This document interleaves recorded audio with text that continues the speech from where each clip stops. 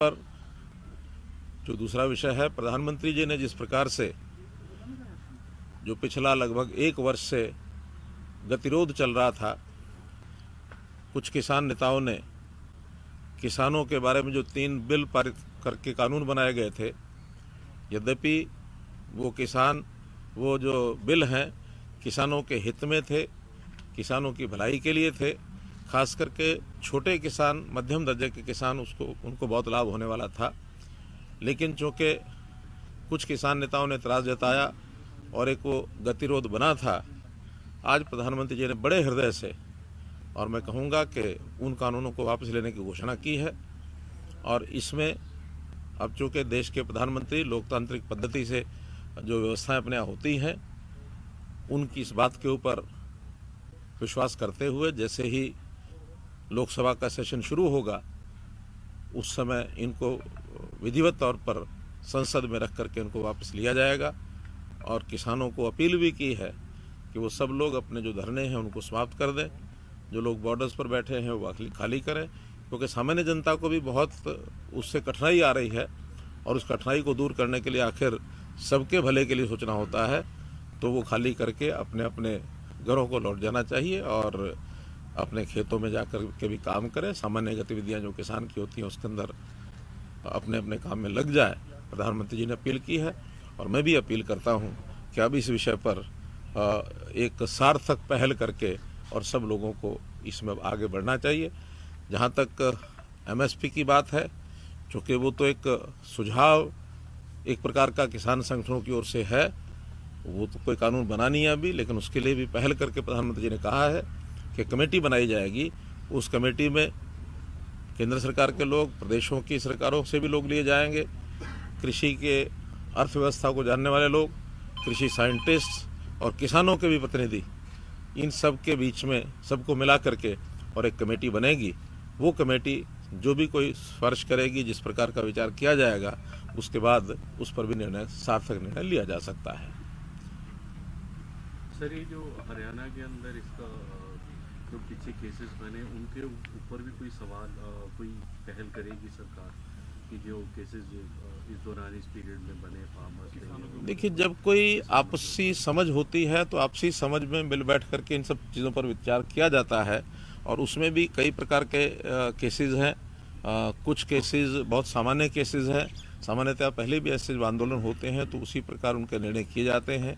जो कोई बहुत गंभीर धाराओं के अंतर्गत होते हैं, उनका विषय जो है, चूँकि बहुत केसेस कोर्ट में भी चले जाते हैं तो कोर्ट के माध्यम से वापस करने पड़ते हैं। तो एक सार्थक, जिसको कहना चाहिए, पहल हम अपनी ओर से भी करेंगे और इसमें किसी प्रकार का आगे कोई विवाद बढ़ने नहीं दिया जाएगा। सर, आपकी कई बार मीटिंग्स हुई हैं माननीय होम मिनिस्टर के साथ, माननीय उनके साथ सीनियर्स के साथ, तो आपने कितनी बार इन इश्यूज़ को उठाया और क्या चर्चा रही? फिर अब तो क्योंकि अब सब कुछ सॉल्व हो गया तो आज तो शेयर कर ही सकते हैं। क्योंकि देखिए, ये सारा आंदोलन का ज़्यादा असर हरियाणा पर या कुछ पंजाब में भी कह सकते हैं, लेकिन इन आखिरी दिनों में तो पंजाब में उतना प्रभाव नहीं था जितना हरियाणा में था, कुछ थोड़ा पश्चिमी उत्तर प्रदेश में था। तो मैं जब भी पिछले वर्ष भर में चाहे अपने पार्टी के अध्यक्ष से मिला हूँ, चाहे होम मिनिस्टर से मिला हूँ, चाहे प्रधानमंत्री से मिला हूँ, प्राय हर बार इस विषय पर चर्चा होती रही है। और हर बार उन्होंने भी कहा कि किसी प्रकार की कोई बातचीत किसी कॉर्नर से आती है तो वो ज़रूर हमारे तक पहुँचाते रहें। मेरी भी बीच बीच में कुछ किसान नेताओं से बातचीत चलती रही है, क्योंकि ये सब बातें इनफॉर्मल होती है। फॉर्मल लेवल पर हमारा कोई अधिकार भी नहीं है, क्योंकि ये विषय राष्ट्रीय स्तर का है, केंद्रीय कानून बने हैं। लेकिन इनफॉर्मली जितनी बातें, जितने इनपुट्स हमारे पास थे वो हमने बताए, और उसमें बातचीत करने में जो लोगों को हम भेज सकते थे केंद्रीय नेताओं के पास भेजा भी था। प्रारंभ में तो 11 सिटिंग्स जो फॉर्मल सिटिंग्स हुई थी, लेकिन 11 सिटिंग के बाद लगातार हर बार विषय एक प्रकार से रुक जाता था। बाद में इनफॉर्मल मीटिंग्स में कई लोगों के संदेश हमने पहुंचाए हैं। मैं समझता हूं उसी में से एक विषय निकला है कि अभी एक बार, चूँकि जितना गतिरोध हो गया है, उस गतिरोध को दूर करने के लिए शायद प्रधानमंत्री जी ने सोचा होगा कि यही उसमें से एक रास्ता निकलेगा। और चूँकि कोई बात और किसान नेता इससे ज़्यादा सुनने के लिए तैयार नहीं है, तो उन्होंने बड़ा मन दिखा करके, और जैसे लोकतंत्र में होता है कि जनता की बात को ज़रूर ध्यान में रखते हुए निर्णय लिए जाते हैं, हालांकि निर्णय लेने का अधिकार भी संसद को है। तो प्रधानमंत्री जो के नेता हैं, तो नेता के नाते उन्होंने कहा है, तो निश्चित रूप से संसद में 29 तारीख को जैसे लोकसभा का सेशन होगा तुरंत उसमें इसको निर्णय को स्वीकार किया। किसानों से अपील क्या है? सीधी प्रतिक्रिया अभी तक इस पर नहीं थी। उन्होंने कहा कि कल वो बैठक करके अपना फैसला देंगे। वही राकेश की किसान नेता का कहना है कि जब तक कानून वापस नहीं होते संसद में तब तक हम।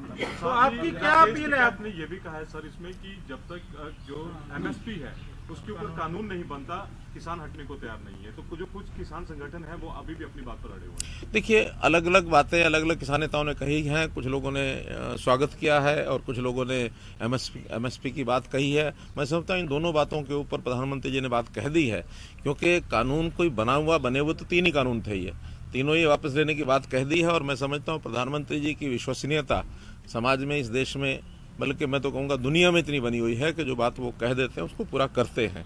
इस पर तो कोई चिंता किसान नेताओं को करनी नहीं चाहिए कि एक बार जब कह दिया है तो निश्चित रूप से यानी होगा ही।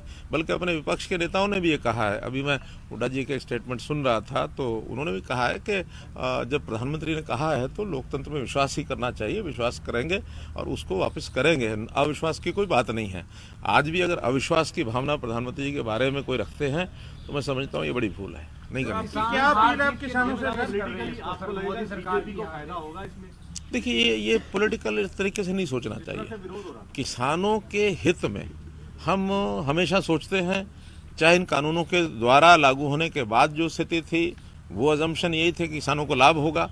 और वैसे भी हमने कभी भी किसान के हित में ही हमेशा जितने कदम उठाए हैं, आप हरियाणा में देख लीजिए, हम लोगों ने पानी है वो टिल तक पहुंचाया है। प्रोक्योरमेंट भी जो है वो ज़्यादातर फसलों की प्रोक्योरमेंट हम करते हैं। जो हरजाना है, जो मानो हरजाना क्या, जो उनका नुकसान होता है, मुआवजा है, उस मुआवजे को भी हमने सारे देश में सबसे ज़्यादा यहाँ रखा हुआ है। पहले ये 12,000 रुपये एकड़ था, हमने उसको 15,000 रुपये एकड़ कर दिया है, 10 का 12.5 कर दिया है। और भी जितनी सुविधाएं किसानों को हम दे सकते हैं, चाहे वो भूमि, ये जो सॉयल परीक्षण के जो कार्ड्स थे वो हमने बनाए हैं, लैब्स बनाई हैं। हर एक मंडी में अब वहाँ लैब बनेंगी, स्कूल कॉलेजेस में हमने लैब बना दी है, ताकि सॉयल टेस्टिंग का जो सिस्टम है उसके आधार पर सॉयल की जो क्वालिटी है उसको देख करके किसान को बताया जाए क्या बुआई करनी क्या नहीं।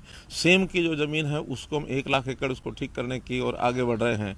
और किसान का, जैसे प्रधानमंत्री जी ने शुरू किया था किसान मान सम्मान निधि, तो वो सम्मान निधि के अंतर्गत 6,000 रुपया हर किसान को हर वर्ष आता है। तो बहुत से ऐसे पग हैं जो गिनाए जा सकते हैं जो पहले कभी नहीं उठाए गए।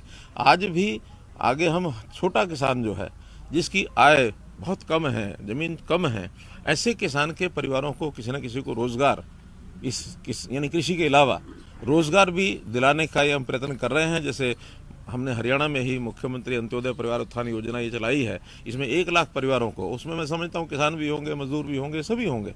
तो ऐसे परिवारों को रोज़गार दिलाने की हमारी मुहिम चल रही है। आज भी उसके लेकर के मेरी बैंक के साथ मीटिंग है, जो हमारी स्टेट लेवल बैंकिंग कमेटी है, ताकि उनको ऋण मिल सके, उनको रोज़गार करने के लिए काम हो सके।